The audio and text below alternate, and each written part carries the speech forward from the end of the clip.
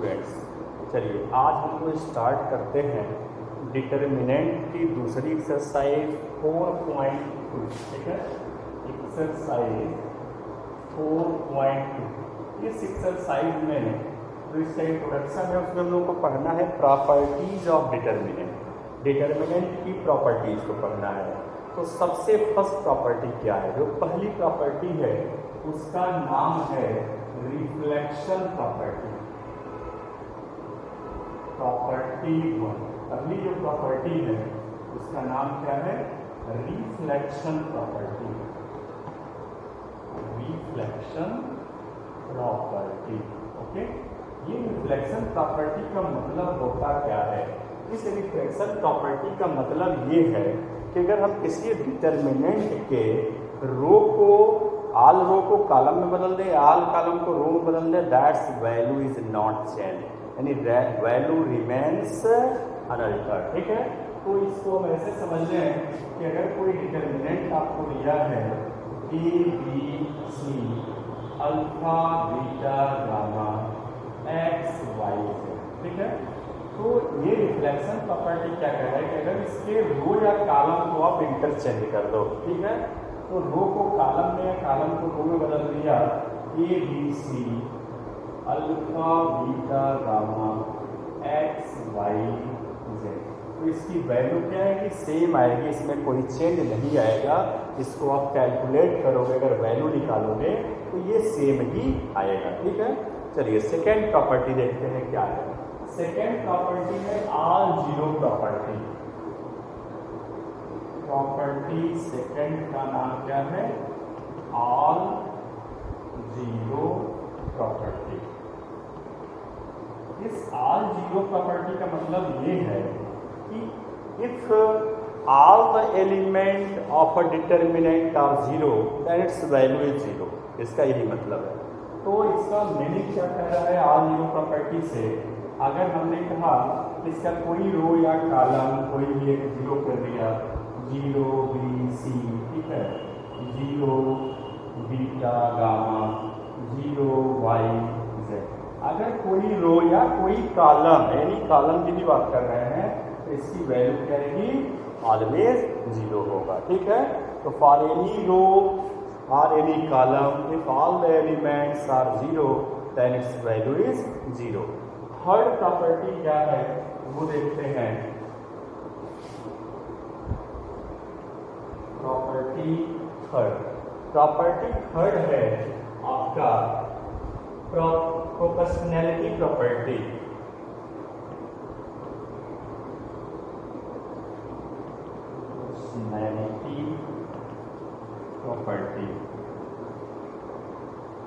मतलब इस proportionality property का मतलब है, ऐसे आप कह सकते हो, आइडेंटिकल प्रॉपर्टी भी कह सकते हो।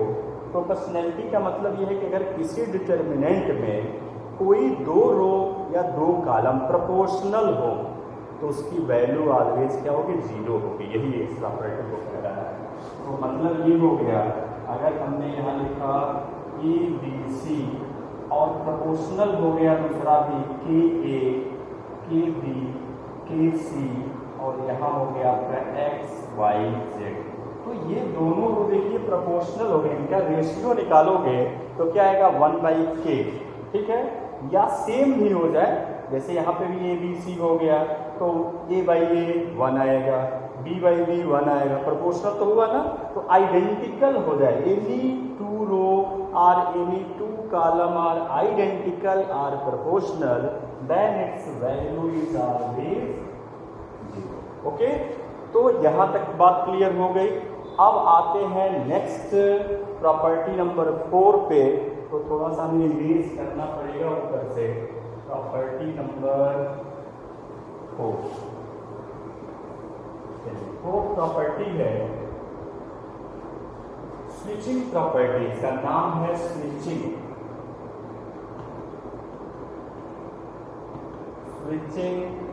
प्रॉपर्टी।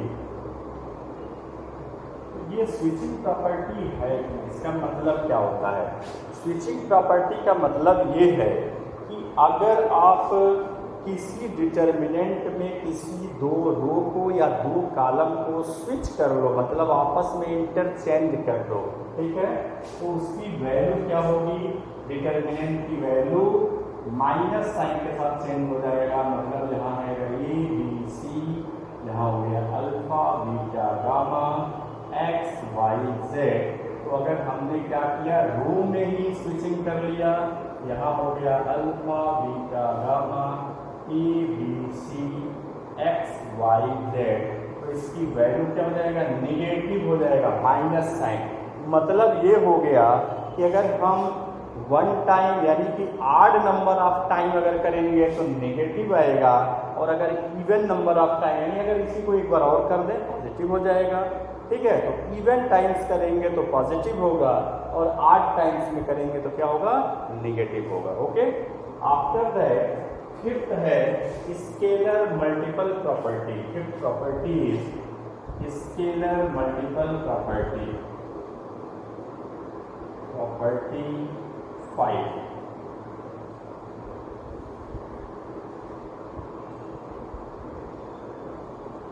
स्केलर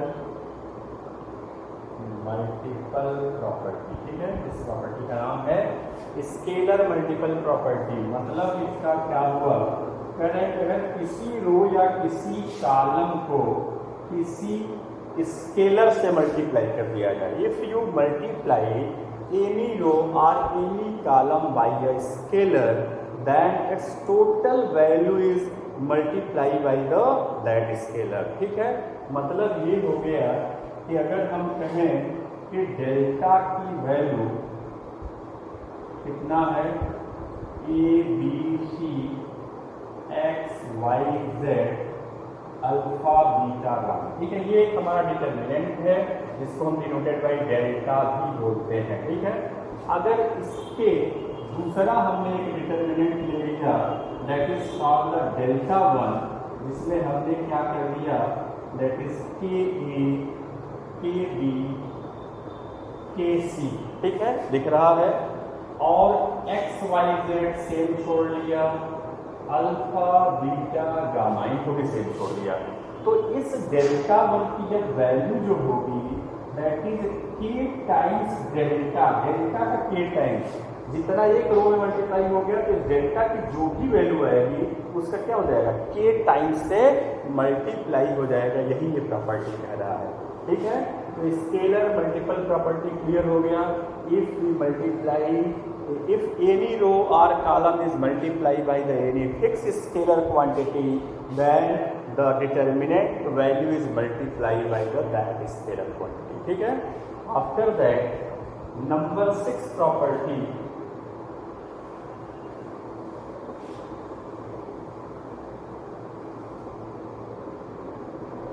property 6 property है sum property, sum property.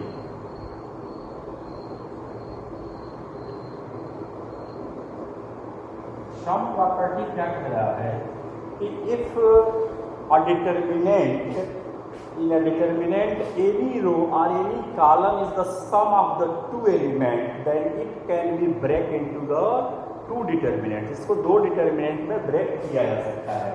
For example को समझिए, अगर आप कह रहे हो कि A plus A one, B plus B one, C plus C one, ठीक है, पहला रो ऐसा हो गया, और यहाँ पे हो गया अल्फा बीटा गामा, ये हो गया एक्स वाई जेड, ठीक है। तो इसको हम दो डिटर्मिनेंट में ब्रेक कर सकते हैं। पहला डिटर्मिनेंट ए बी सी कॉस ले लिया, alpha beta gamma x Y z x Y z, ये हो गया। प्लस सेकेंड में आते हैं तो सेकेंड में क्या हो जाएगा, A one B one C one, A one B one C one, alpha beta gamma x Y Z. अब ये जितने प्रॉपर्टी हैं आप इनको चाहो तो प्रूफ कर सकते हो। आप सिंपल सा कोई नंबर लेके करो प्रूफ, थोड़ा सा इजी हो जाएगा लगेगा। वैसे इसका भी प्रूफ किया जा सकता है, थोड़ा सा इसको एक्सपेंड करने में थोड़ा सा क्या होगा, ये न्यूमेरिकल तो है नहीं, एल्जेब्रिकल है तो थोड़ा लंबा जाएगा, लंबे आपको एक्सप्रेशन मिलेंगे और फिर ये दोनों को फाइनली सम करोगे तो वो इसी के इक्वल में आएगा। ठीक है, तो वो चेक कर सकते हैं। तो इसका चेकिंग करने के लिए आप एग्जाम्पल ले लिया 2 + 3 5 7, यहाँ 7 + 9 कुछ भी कर लिया, प्लस करके दोनों को ब्रेक कर दिया, एक बार इसकी वैल्यू निकाला, एक बार इसकी वैल्यू, दोनों को ऐड कर लिया, इसकी वैल्यू निकाल के देख लिया, दोनों क्या आएगा, सेम आएगा। आप चेक करके देख लेना। ठीक है, तो आगे हम लोग प्रॉपर्टी नंबर 6, अब आते हैं प्रॉपर्टी 7।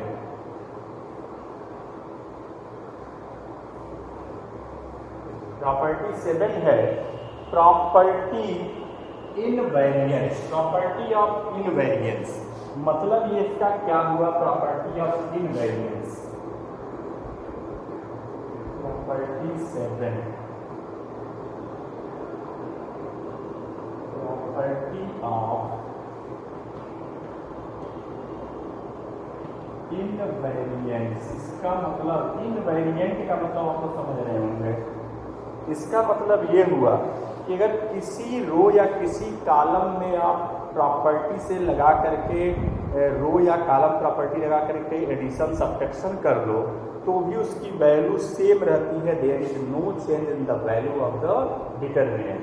मतलब क्या है, इसको ऐसे समझिए, आपने एक एग्जांपल इस तरीके का लिया कि एक डिटरमिनेंट है A B C alpha beta gamma x y से, इसकी जो भी वैल्यू आएगी सेम एज होगा। अगर हम यहाँ पे थोड़ा सा चेंज करते हैं कि R1 tends to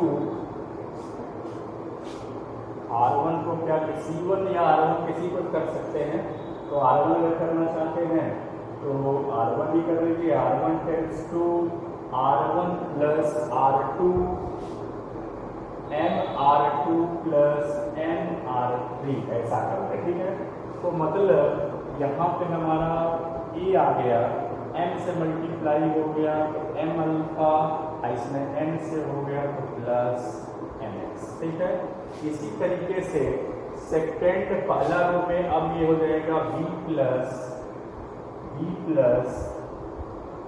n beta plus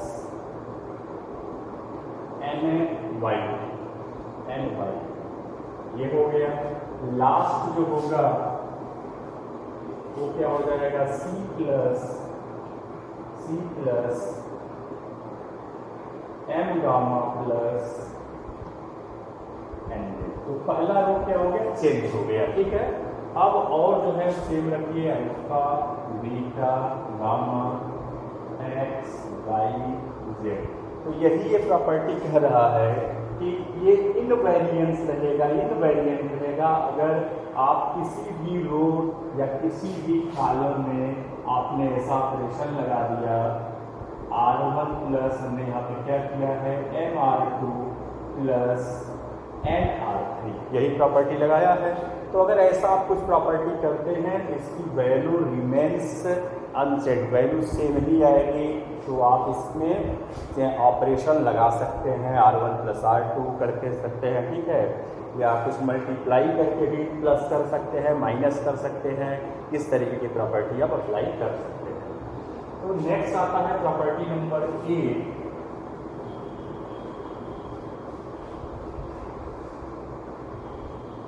property 8 है फैक्टर प्रॉपर्टी। प्रॉपर्टी 8 जिसका नाम है फैक्टर प्रॉपर्टी। फैक्टर प्रॉपर्टी, जब ये भी क्वेश्चंस आप करेंगे और अच्छे तरीके से ये प्रॉपर्टी आपको समझ में आने लगेगा। अभी फिलहाल तो बस इसका मीनिंग जैसे जैसे मैं बोल रहा हूँ और इधर थोड़ा बहुत हिंट दे रहा हूँ, उसको समझिए, समझते हुए चलिए। ठीक है, फैक्टर प्रॉपर्टी कह रहा है इफ डेल्टा इज 0, मान लो अगर आपको कोई डिटरमिनेंट दिया हो उसकी वैल्यू 0 आ जाए।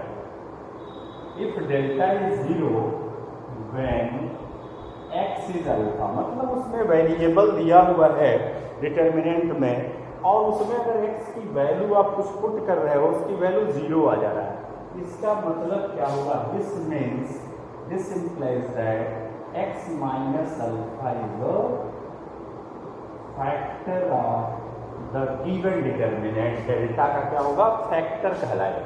ठीक है, बहुत सिंपल सी प्रॉपर्टी है कि if the determinant is 0 if you are putting the x value any, ठीक है, और डिटर्मिनेंट की वैल्यू क्या आ रही है, 0 आ जा रही है उस वैल्यू पे, तो मतलब एक्स माइनस अल्फा क्या कहलाएगा, that is a factor.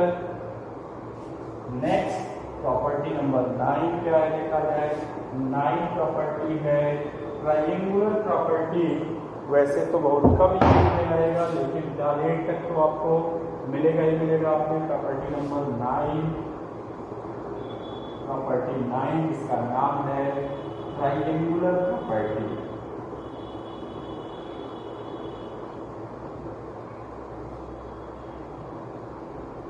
Triangular property है कि अगर मेन डायगोनल के नीचे के सारे एलिमेंट 0 हो जाए या ऊपर के सारे एलिमेंट 0 हो जाए, तो value of the determinant is the product of the diagonal, main diagonal. ठीक है, तो इसको देख करके समझा जाए।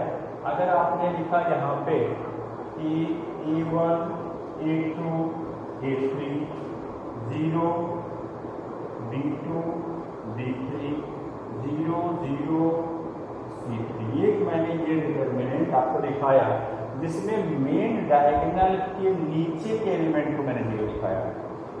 मेन डायगोनल के नीचे के एलिमेंट क्या है, 0 है। तो इसकी वैल्यू आपको निकालने के लिए पूरा वो एक्सपेंडिंग मैंने बताया था कि इसके रिस्पेक्ट में आप निकालेंगे तो पहले प्लस से शुरू करेंगे, फिर माइनस से प्लस, कुछ नहीं करना है। That's value is A1 B2 C3, बस इसका ये वैल्यू हो गया। ठीक है, तो यही सब प्रॉपर्टी का यूज है, ये आपको प्रॉपर्टी फॉलो करना है। अब क्वेश्चंस देखा जाएगा 4.1 के, जब कुछ क्वेश्चंस आप देखेंगे आपको क्लियर हो जाएगा, और आप ईमानदारी से अगर प्रॉपर्टी को धीरे धीरे वहाँ पे अप्लाई करेंगे, देखेंगे क्वेश्चन, और ये प्रॉपर्टी आप अपने साइड में रखिए, सारे क्वेश्चन इजीली सॉल्व हो जाएंगे। ठीक है।